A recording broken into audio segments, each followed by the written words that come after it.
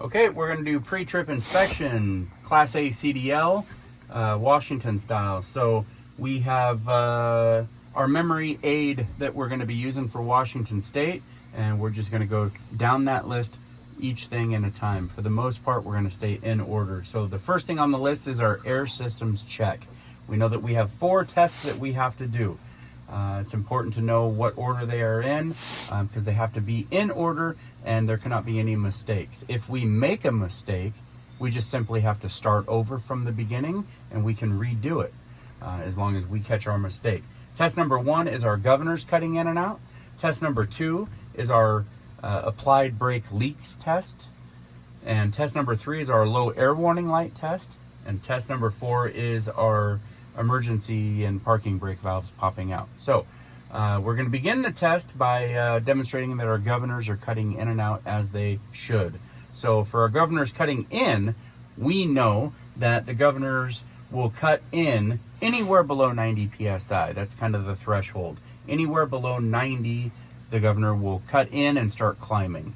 So that's what we're going to establish right now. So we need to get our pressure below 90 psi so that we can see that the governors are cutting in.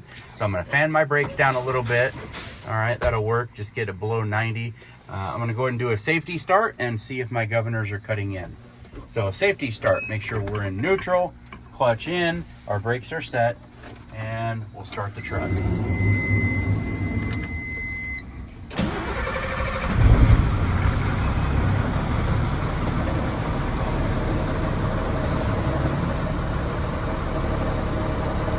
Okay, I can see my needle climbing, which indicates to me that my governor is cut in and I'm building pressure. And that also tells me that my gauge is working properly. So what I'm looking for now is my governor to cut out. So I expect that my governors will cut out, they should cut out, between 120 and 140 psi. So I'm going to speed up, add a little RPMs here, speed the process up. And again, I expect my governors to cut out between 120 and 140 psi. And I will indicate what the pressure is when that happens. I'm listening for the air dryer, which gives that notorious whoosh sound. And that is actuated by the governor.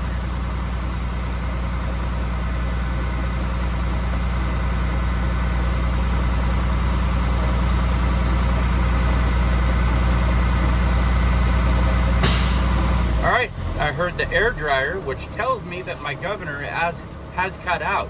And my governor has cut out at approximately 130 psi. So that means my air governors are working. Test number 1 is complete. Test number 2 is going to be my applied brake leakage rate test. So I got to set up that test first. So to set that test up, I'm going to chalk my wheels, which I've already done. And now I'm going to leave it in neutral.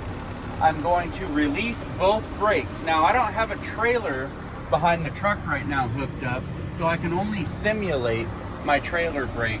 I'm not actually going to push it in or else I'll dump air out of the system.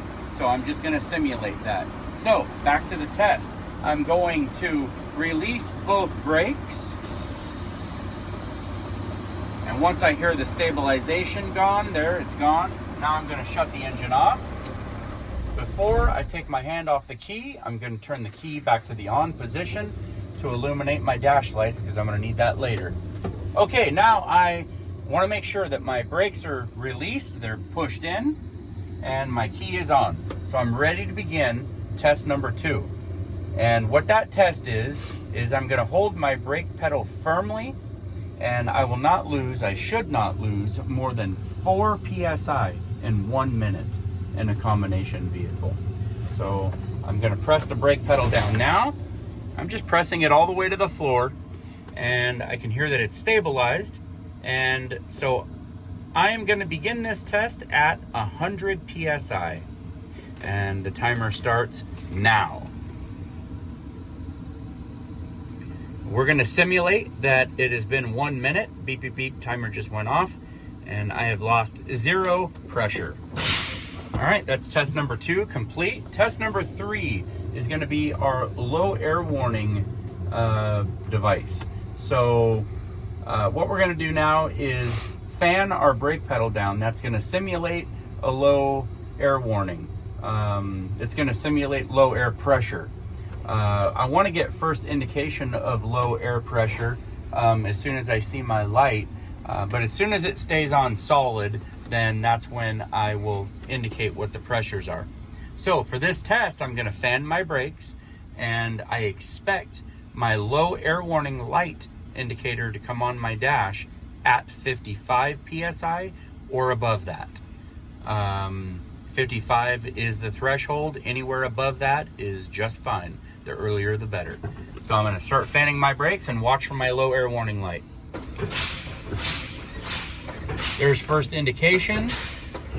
Now it's on solid. My low air warning light has come on at 65 PSI, working properly. All right, we're gonna move on to test number 4 now. That's gonna be our emergency and parking brake valve pop-out test. So I'm gonna continue to fan my brake pedal down, and I'm gonna simulate a complete loss of air. And I expect that my trailer and my tractor brake valves will both pop out between 20 and 45 PSI. They can't pop out any less than 20, and they gotta pop out no higher than 45 PSI, so between 20 and 45. Now I'm simulating both since my trailer's already out right now, but my tractor is still pushed in, so I'm gonna fan my brakes, and right now I'll say, okay, there's my trailer brake, it just popped out first. Now I'm watching for my tractor brake to pop out. There, my tractor brake just popped out, and we're at 20 PSI. So that test has worked properly. Okay, that concludes our air systems check. So we're gonna go into the next part of the video. So that concludes that.